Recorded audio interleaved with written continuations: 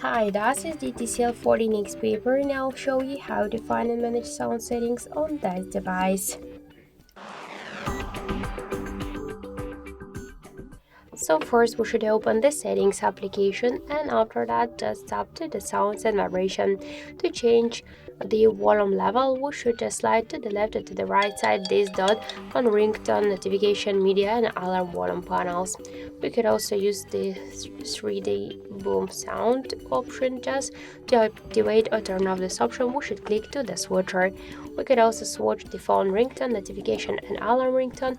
To activate or turn off the live captions, to activate it, turn off the don't disturb mode, and more sound settings. We could see here the dial pad tones, screen lock and lock sounds, touch sounds, vibration and touch, and power on and power off sounds with the help of the switcher. And here also we could switch the haptic feedback vibration duration and to use or turn off the wireless emergency alerts. So that's it. Thank you for watching, and if you like this video, leave thumbs up and subscribe our channel.